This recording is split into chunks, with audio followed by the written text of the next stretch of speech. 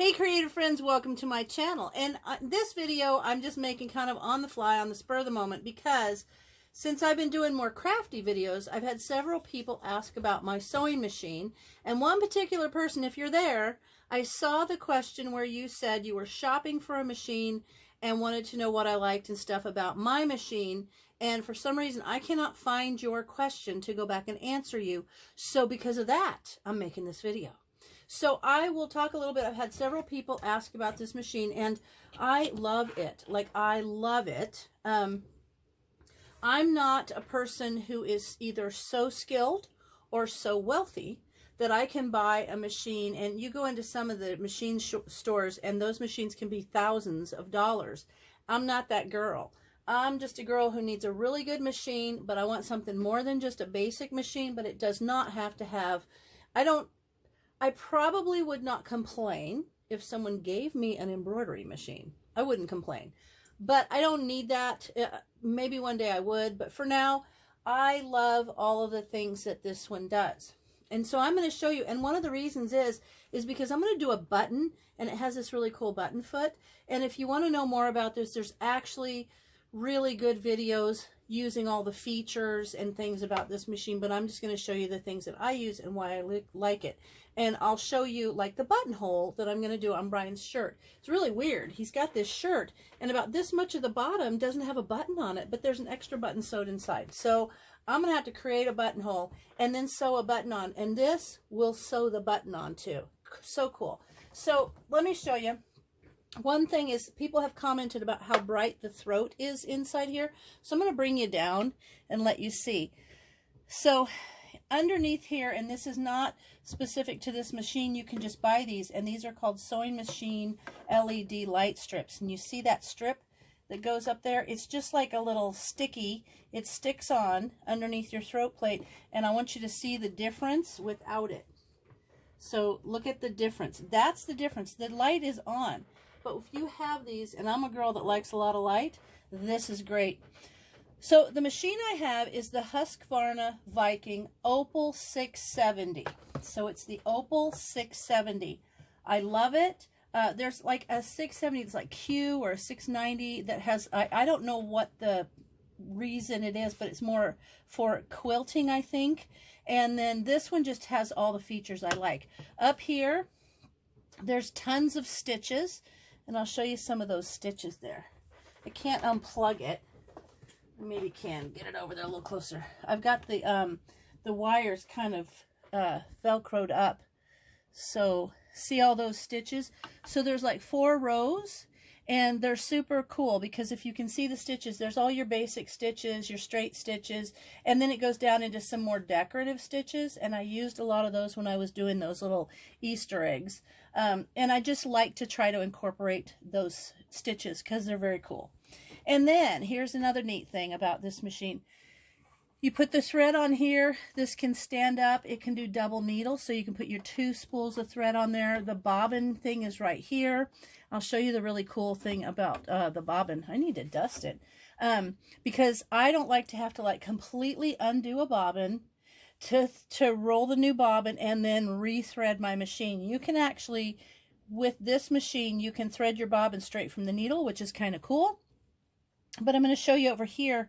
It has a little stylus that comes with it, but you don't really need it. So on here, here's the screen, and it's so simple. Let's say I want to do a stitch, I don't know, little hearts.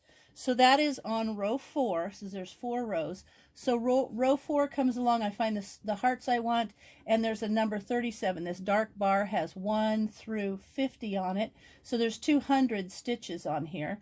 You know, I don't think a person would need more than that unless you're doing like some really heavy-duty stuff. But if I come over here and I find this cute little heart, that's number 37. So I'm just going to go to this corner, and I'm going to choose number 4, number 37, and okay. And you can see the hearts, and that's how it's going to play out for you. It will print that. Now you can add different, there's in the instructions how maybe I'll do hearts and then maybe stars and then some hearts, and I can create my own pattern. And there's a way here, there's a little heart. You can save those so that you can reuse them. You can invert them, you can turn them upside down, you can make them wider or taller, and it also tells you the needle that you need. It tells you what presser foot you need, and it also has this, and this will show that you need a little bit of stabilizer on your fabric. So this screen will tell you everything. This screen will also come up and tell you when your bobbin is low, so that you're not sewing away and then all of a sudden realize half your seam didn't have a bobbin. It will tell you if there's an error in like the thickness of the fabric or something's going on. It's too much, I don't know, pressure on the the presser foot. Anyway, so I'm just going to go back to 1-1, and that's my straight stitch. There I am, just a straight stitch. Then, oops, sorry, up here, here's your reverse. And the stop is like if I'm doing a design and I want it to stop at the end of the next like heart. So when I just showed you the hearts, I hit stop, it'll automatically go to the end of that, and then it will stop. Fix, this is really cool. You can leave this on all the time, or you can just push it when you want to. And what that is it kind of makes a little knot and then start stitching. So fix is that. The scissors will cut your fabric. If you do fix while you're sewing like that, it will stop and knot the fabric. If you just stop stitching and hit the scissors, it'll just cut the fabric, but it won't knot. So fixing is kind of like knotting. Here's your button for your needle to go up and down. And speed, if I hit this button, like I'm doing a really long straight stitch, and I just hit this button, that machine, I don't even have to put my foot on the presser foot, and I can control the speed right there. So that's kind of handy. And then down here, if I'm doing something that I want the presser feet to be down, I just push this over, and then you have to start stitching for the presser feet to come up. But if I push this over to the little bar, the line, the presser feet will go down, so they won't pull the fabric in. Now, they won't pop up until you start sewing again. But I like how easy it is to do the bobbin. And really quickly, I'll thread this for you. And I'll tell you, I'm a huge fan of buying your sewing stuff from like a shop as opposed to buying them on Amazon or something. Ooh, catch that. The little cut to hold my thread was on the wrong end. The reason is they're very supportive. I bought both of my machines at a place called the Electric Hospital in Coos Bay, Oregon, and I love it because Joe, the whole place down there, they give you lessons. I can take this in anytime and say, I'm confused about this, and they'll sit down and teach you. So you're going to buy a machine that you're going to end up either loving and thoroughly understanding how to use it, which I think is awesome. So I'm going to thread it. Super simple. You just go around there, up there, around there, down there, up there, catch that, dink, and then down here, and it has, I'm trying to do this from the side, it has a little place to catch that, and it's got a needle threader, so I don't have to like fuss. I'm trying to do this at an angle, so whew, it would be easier for me if I did it another way, but that's okay. I want to show you. I just love how simple this machine is for me to run. There we are. There. Now, I don't have a bobbin for this black thread, and I want a bobbin. So, Vikings use their own bobbins, so you can't just buy the generic ones. It's got the little H on the top. But I like that because that tells me exactly where to put the bobbin in. So I'm going to run this up here, and I'm going to bring you up. So you see, this is still stuck in the needle. Oh, I just pulled it. I just pulled it out of my bobbin. So let me stick this back in here, and I'm just going to get it started, and then I'll fill my bobbin, and then I'll bring you back, and we're going to do a button because I have always hated buttons. So you pop that on there, and there's these two bars to keep it from rubbing the front of your machine, and there's a little hook right there. Put it in that little hook, and now watch this screen. I don't know how well you can see it, but as soon as I pop this over, it says bobbin winding on, and there I go. My bobbin's winding. Let me snip that now. And then, last time I was in, Joe showed me a thing. The reason this will come up and tell me when my bobbin is low is because down in there, in the bobbin case, there's like a little laser light that shines through the, hang on a second. I gotta get this. It shines through the, hang on, what's going, oh, I had this on the wrong side. There we are. Anyway, it shines through the bobbin casing, so when it can shine all the way through, it will tell you that you need a new bobbin. So I'm going to go ahead and finish running this bobbin, and then I'm going to come back to you, and we will do a little bit more, because I'm going to sew a button on it. I think that's very cool. All right, there. And I will be honest and tell you, I had this thread in there, and it just kept catching and like getting stuck, and it's really bumpy. It's like it's not smooth. So I changed it to this better quality thread right there. So we're good. So now all I do is pop this over, and see, it goes right back to the other screen. And where's my scissors? Oh, there they are. Now I love being able to just do this so simple. So this is already through the needle. I don't have to worry about a thing. And then I like ease of convenience, but you know, if you're a person that can have one of those awesome machines with the, like I've seen them, it looks like a tablet over here with the incredible stuff they can do. That's awesome. I just don't think I'm that good. I'm not that good of a sewer, so no need for me. Anyway, so this is a drop-in bobbin. It just drops in right there, and you come around and catch it on the bottom, and you bring it. I just cut it on the little thing trying to show you. So you drop it in. Butterfingers today. Drop it right in, and it comes down and it catches. There's a little catch right there that you catch it on. You bring it up over this little, there's a little tab, and then you bring it down here, and there's a little arrow. You hold it there, put it in, and pull it, and it's loose in there. The cool part is, as soon as you start sewing, your machine pulls it up. You don't have to like try to get it up, but I'll try to show you what it looks like. When your needle goes down, it grabs it, boom, and there it is. You can't, I'll pull this off and maybe you can see. There's the little tiny thread from the bobbin has come up right there. Okay, so both threads are out. I also like the fact that this is just snap-on feet. So, and quite a number of feet actually come with this machine. And one of them is this awesome buttonhole maker. And this is like plugs in. And I'm going to get things set up. I went looking in my big button bucket, and I didn't even need to, because inside the edge of this shirt was an extra button. So I've got that cut out and ready to go. But I'm going to take this off, and I'm going to put the button foot on, and I'm going to show you how that works. Okay, I'm going to try to do this so that I can show you, but I am going to probably have to turn this facing me when I actually do the button foot. But you see on this little wheel, there's like a little white, little crown looking thing, and then there's a white line up there. You want to make sure when you start sewing that the white little line and the white little design on the red wheel match. But here we have this cool button foot. And I've had those ones where you put the button in it and it goes back and forth the length of the button. But this guy plugs on here. It just snaps in like that. Super simple. It's weird because it's not straight. And then I'm going to put that there.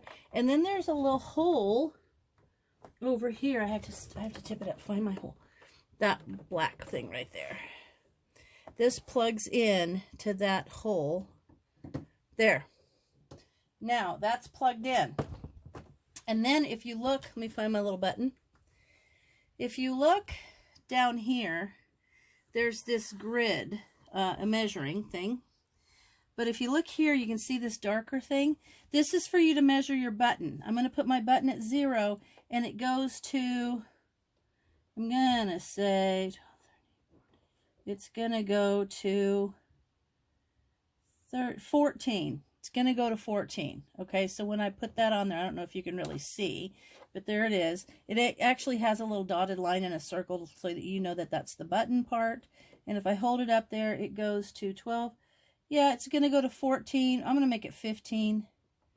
Okay, it's going to go to 15. So I'm going to come up here and choose the buttonhole that I want. There's several styles, and I want to try to match the buttonhole that's on this shirt, which is basically just a straight buttonhole. Is it rounded on the end? Yeah, it's kind of rounded. So we're going to go with that one, which is row number 1, and it's buttonhole number 26. So I'm going to poke in here a 1 and then a 26. Okay. And now it shows me the shape of the buttonhole. Okay. Now what I need to do is measure it out, and I'll bring you back and show you how I do the button. All right. I feel like I can do this, but with this angle. So when you put, now what I've done is I kind of measured these, and I went how much distance there is between them so that I can make sure that I'm getting at the right distance. Then you always want to start at the bottom of your buttonhole, and technically this should be this way, but I'm turning it this way so that I can do the video. And either way, it doesn't matter. It's going to go from the bottom to the top or from the bottom to the top. So I'll show you, see how, remember I said about that white being there? If it's not there, I'll show you what happens. If I turn this down and I go to sew, it comes up and it says, oh, adjust the white area to the line. I say, okay. I tell it, okay, I'll do that. So I'm going to come around here and adjust that and make sure that that white area on the red wheel matches the white line. And then over here, I wish you could see better, but there is, I wonder if I move this, if I can turn this a little bit for you. You guys should see a tour of my sewing room. It's like a disaster all the time, but I'm always doing something. So right here, it has a little picture of a button, and there's an arrow up and down. Now I want this buttonhole to fit the button that I measured out, was about 14, so I'm just going to go doot, doot. That now says 14, and it's preset, ready to go. So I'm going to put my t-shirt, my shirt on. I adjusted this to the white is in that area. And now I'm going to see, and they tell you that because when you put this fabric, you might bump that little wheel. And I'm lucky because this shirt has a pattern that's got a black line right where the buttonholes all are. So I'm going to make sure this is in the white line. I can't see very clearly. I hope I'm not in your way. Okay, there. Now, there, I made a dot. I'm going to put this down. And now, all I'm going to do is say, magically make my buttonhole. And there it goes. Right size. Super simple. So it goes all the way down and does a straight stitch. Then it does the zigzag stitch all the way back up to the end. And then at the top, it's going to make the bar tack and go a straight stitch down the other side, make a bar tack. There it's going to straight stitch. Now it's making the little tack. And you can do all the different shapes. There's like a keyhole shape, there's a square shape, there's one that looks like it's rounded on the bottom and square on the top. And now it's going to go doo-doo-doo. And it's even going to stop when it's done. Cuts the fabric, and life is good because I now have a fantastic buttonhole. Look at that buttonhole. Now what I'm going to do is I'm going to take this off and I'm going to show you how to sew a button on with it. All right, I'm going to cut the buttonhole open and I'm going to show you the way I do that. I used to have a little piece of wood. Don't know where that is. But I have this cool tool. It's from Fiskars, and it has all these different little attachments. And you pull it out, and then you can release the little blade and put in a different blade. But now I got to find the other blade. So let me find the other blade, and I'll show you how I do this buttonhole. Okay, I got this at Joann's. I found the blade. For a minute, I thought I must not have done very good at putting my things where they belong, but it was hidden behind something else. So I like this little flat blade here. And there's specific things you can get, or you could just use a seam ripper, but the key is to put yourself a pin across the ends of it so you don't cut through. So now let's pop this guy in here and flick that. There we have it. It's locked in. And now I'm going to just take this and I'm going to cut through this little buttonhole. Let's see if I can have you watch. Watch me do it. So then I'll show you how I figure out. See, this just kind of goes there. I like this little doodad. There we are.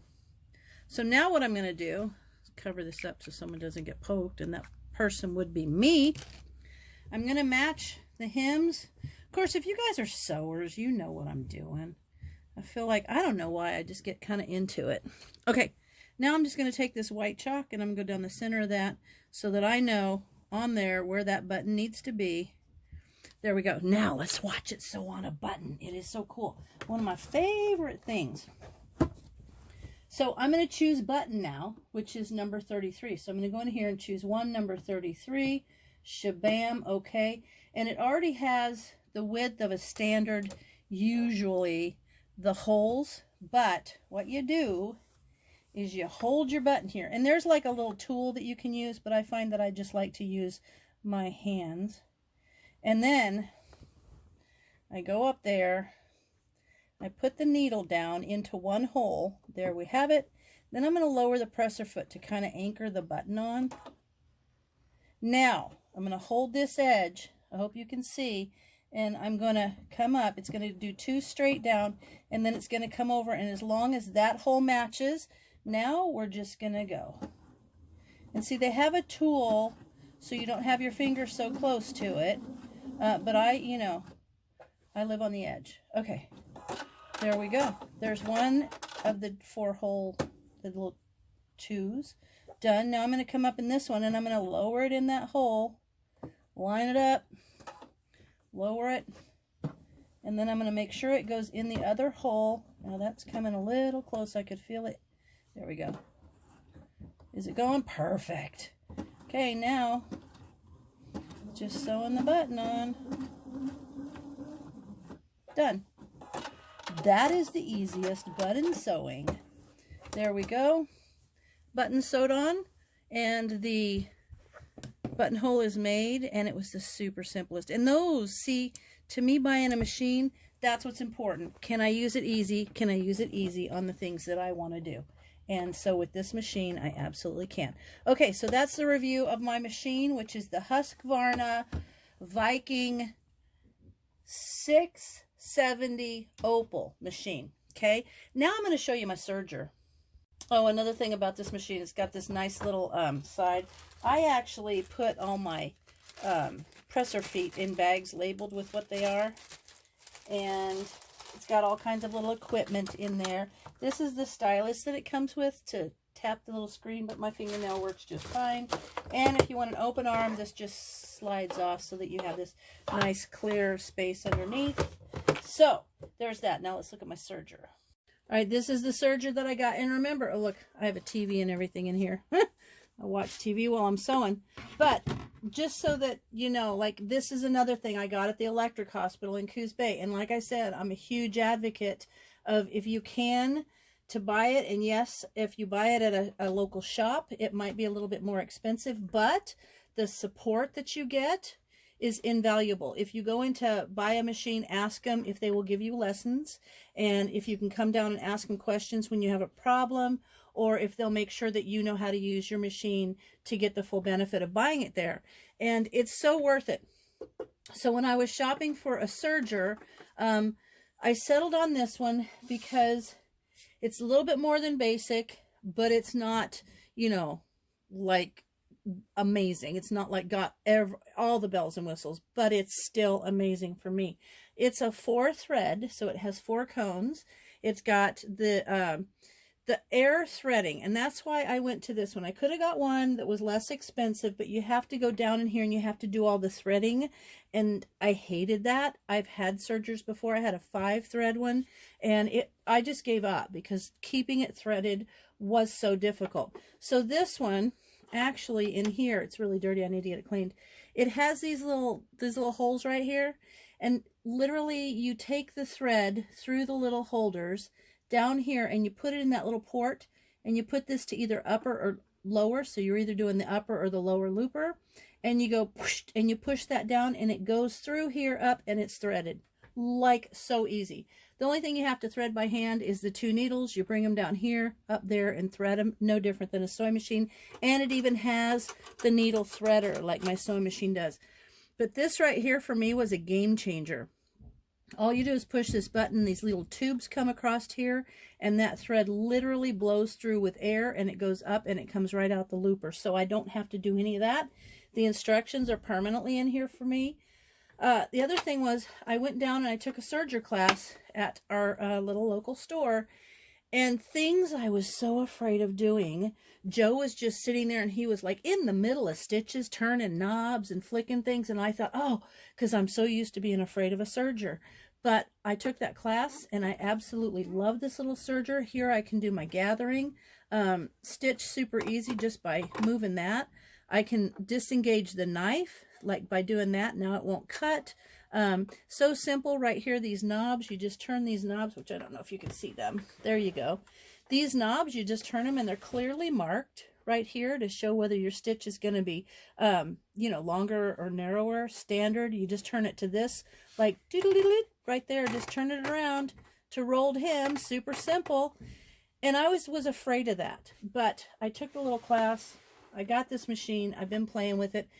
And I love it. So between those two machines, also buying things at like a little local store, oftentimes you can open, like have a store credit where you can pay it off over time. And that's always good because it helps you build your credit. So there's that. This is a super simple, super effective, super easy, and super, I love it, little Celebrate. The Baby Lock Celebrate model, and I think in their hierarchy of machines, this is the first level, I think, that offers the jet air threading. But this makes life with a serger such a happy experience. So there you have it, my sewing machine and my serger, what I love about it, and little ideas. Oh, look it, I forgot to show you. Even down here, this little doodad. The only thing this doesn't, you can order a thing that catches all the scraps, but I just flick them on the floor and then I sweep them up. This little thing is if you drop a needle, there's the little needle drawer, so you can get your needle back easy without having to dig down inside of your machine. So there it is. Hang on, I gotta tip it up. I'll tip it up to put it back in there. And they have handles. They've got little transport handles there. It's the little slot. Perfect. There it goes. My hands, I'm just coming at this at a funky angle. There we go. Perfect. So anyway, there you have it. The awesome Celebrate serger and the Husqvarna Viking 670 Opal. And those are my machines, and I love them, and that's the truth, and I'm sticking with it. So as always, thanks for watching, and I'll see you in my next video.